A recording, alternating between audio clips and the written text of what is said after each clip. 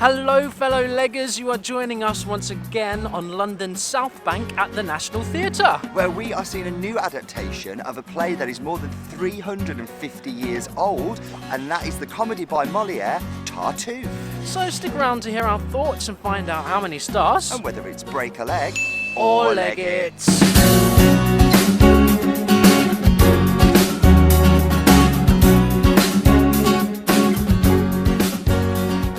So we're back at the National Theatre. This time we're in the Lyttelton space. Yes, which is their more traditional Pros Arch style theatre, located just next to the fantastic bookshop they have here too. Fantastic bookshop, little plug there. Great gifts there as well. It is a good bookshop I know though. We spend a lot of time in there actually, probably too much, because you just get lost in all the wonderful play texts. They've got so many play texts. Little gifts and things. It is great, so do check it out. You don't need to be seeing a show to pop in. Anyway. Yes, we are seeing one of the most famous plays by the French playwright Molière, which was first performed in 1664. Sold. And written in rhyming couplets, so totally accessible, you know. But this has been adapted. Yeah, brand new adaptation has been brought bang up to date by John Donnelly, the playwright perhaps best known for the play and subsequent film version of The Pass. Oh, we love that. Yeah, which was BAFTA nominated in 2016, and the film starred the lovely Russell Tovey, who we saw here in Angels in America. We've got a video for that, so check that out just up there.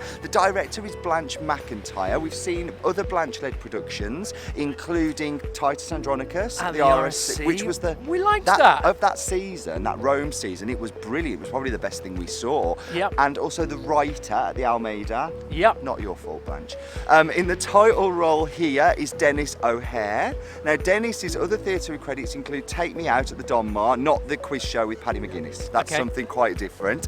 Into the Woods at New York's Public Theatre, and Assassins on Broadway, for which he was nominated for Best Supporting Actor at the 2004 Tony Awards. Wow. I know, right? What an accolade. Big name, but he's probably best known now for his roles on the American TV show American Horror Story.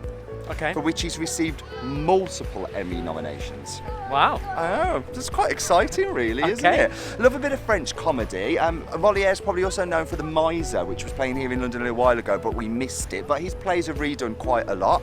Runtime for this production, 2 hours and 45 minutes, including a 20-minute interval. Yay, we get an interval today. We get an interval, so that's about right really. So stick around till the interval and find out what we think by that point. And stick around to the end to hear our thoughts and how many stars. It's the interval, which means it is time for the Break-a-Leggers 30-second interval breakdown.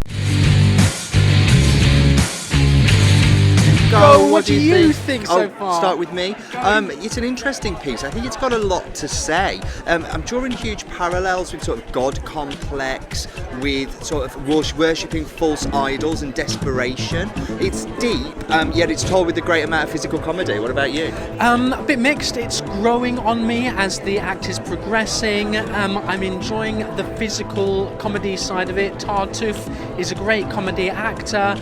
I'm looking forward to see what happens next.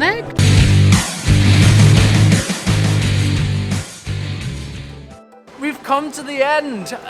So, what did you make of that? Come the end, Molière. Come the end. I mean, it is a play you need to see in its entirety. Going into the interval, and certainly, you know, during Act 1, there are times where I was thinking, I don't really get it.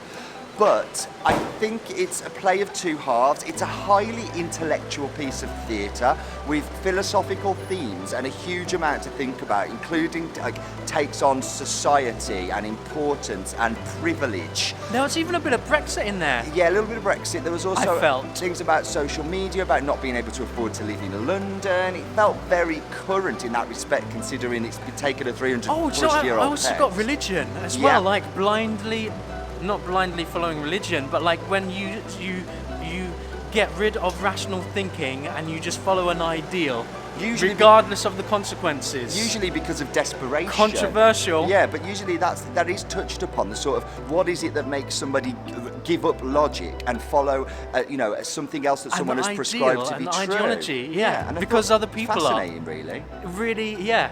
But on the other hand, so there's a lot to think about, but on the other hand, it's farcical and it's a huge amount of physical comedy. And it's almost like a bit of a clash. It's almost like a bit of a contradiction, a conflict of two. I think clash implies it doesn't work, but it sort of does. Once you buy into it, it does. Yeah. And it took a while for me to understand, actually, this is playing to both. And things can be fun and serious at the same time. What a contradiction. But I had quite the experience. And come the end, I won't give too much away, but it does pack quite the emotional punch. And the very last scene has one of the most triumphant coups de theatre that I've seen in a long time. It's very subtle. But works so bloody well. I was almost... it's difficult without giving too much away, but I almost felt physically a bit ill.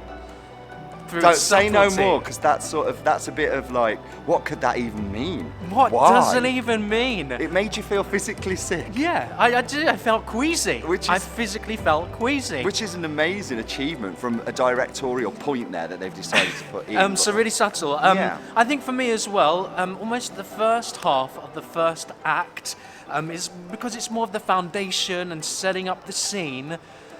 I wasn't quite sure. I was thinking, oh no, we're on a bit of a bum show here. But there's a lot picked up halfway through the first act, and then that snowball just kept on rolling and getting bigger and bigger. And the momentum, the second act, I thought was fantastic. Some really great scenes. The piece is about a family who have fallen out with the leader, the patriarch of the group, because he has subscribed to something that they have no faith in and no belief in whatsoever. It's almost like and there is a lot to set up there, because you're introducing characters and putting that plot in of that conflict. Family conflicts, guys, they're always a winner.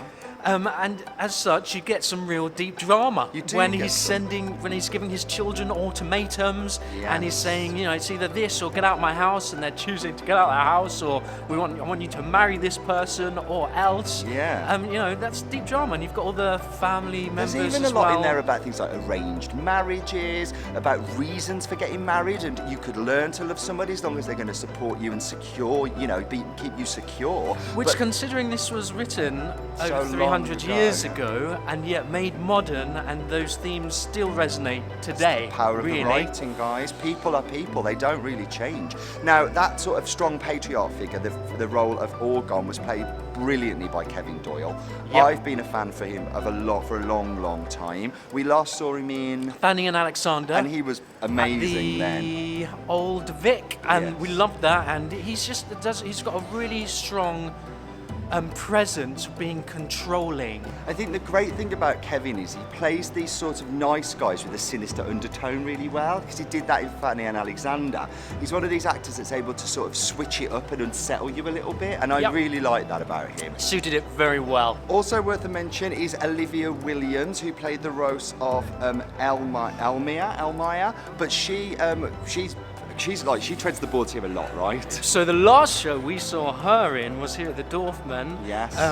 Which was Mosquitoes. Yes. With the other Olivia, a little less well-known Olivia. I don't know if you've ever heard of her, Olivia Colman. I think she picked up some sort of an award recently, maybe a little gold one. So that was a stellar cast with two Olivias. Yeah, but this part was completely different to the role she played there. Flexibility's brilliant. She plays sort of a bit of a temptress in this one. And also she has a scene in the second act which is brilliant, absolutely brilliant, with the Tartuffe, which is Denis O'Hare. And the two of them, we haven't gone on to Denis yet, but I guess we can't talk about one without the other, because that scene I thought was some of the best staging I've seen. I really loved that scene. It's a great scene. Let's talk about Denis then, if you're going to move on to him. So as mentioned in the beginning, Denis has Tony nominations, he has Emmy nominations, he's a great actor. His character in this is ethereal and sort of very spiritual, but basically a fraud. He is capitalised on that preacher mentality of if someone is selling you a product with enough sort of verve and you catch the right person at the right time, you can get them to believe anything. And he's like a magician. He is a freaking good actor. Physically, his accent, just everything he was doing, he lifted the whole piece. From the moment he came on stage, the whole piece lifted. I guess everything is a bit of a build-up, a bit of a climax to him arriving, and when he does not disappoint. The way he delivers his lines, just the way he is great. I loved him. It's a bit of a masterclass in physical characterization and physical theatre. So physical, the way he was throwing and moving around the set. Yeah, I mean, I think it's a privilege to have seen him on stage. He spends a lot of time in the States and doesn't get over here very often. And if you love his other work, you will love him in this. He's sensational. Do you think he'll get a bit of a nod for this? I'm just putting it I out there. don't know. Strong competition this year, so I don't know about that. But I do think it's a noteworthy performance. I also like Kathy Kira Clark. She played the role of Doreen, the maid, sort of straight-talking woman, no nonsense about her. Strong female character, and if that's in the original text in 1664, I'd be really surprised and actually really proud of that, to be honest with you, because it's a great female part. She did great. Some lovely lines delivered with absolute. They just landed so well. She's probably best known for the Channel 4 comedy Derry Girls. She's in that show. Quickly, Kitty Archer making a debut for her in the role of Marianne. She trained at RADA. She's going to go on to great things. Also love the poets. Who's the poets? You did. You loved Geoffrey Lum in the role of Valère. Such passion. Great I character. loved it. Totally over the top. But perfect. Yes. As a kind of real play on what someone would be nowadays. And a big shout out to Matthew Duckett too, who has the tiniest of parts but asks the audience to buy into a character with no prior warning, no setup, and manages to own that stage when he enters. So Lovely Duckett. Well done there. Let's move on to a bit of the creative stuff. I thought the set was fantastic. Yeah, really ornate, really beautiful. Yeah, really well detailed. Set and costume by Robert Jones. With the ability for people to pop up here, there, and everywhere. Yeah, I mean, doors for the farcical moments. He did the set for the motherfucker with the hat, which was great, and that was here. Had a great rolling set that trucked in and out at times. Madness of King George III at the Nottingham Playhouse, which we have a review for, and Fiddler on the Roof at the Molière currently. Wow, good stuff there. Great work. He's a go-to guy right now. And I guess we're going to have to mention the director again. We always forget this. Yeah, Blanche McIntyre. You've gone to show that you're a force in the theatre right now, and I can't wait to see what you do next. Because this is quite a different style to the other stuff we've seen. Yeah, this is no Roman-like thriller with throat cuttings, is it? It's totally different. Very different ball game. Great range. Let's wrap it up. So, I guess you're probably wondering how many stars we are going to give Tartuffe The Imposter, playing here at the National Theatre. We are going to give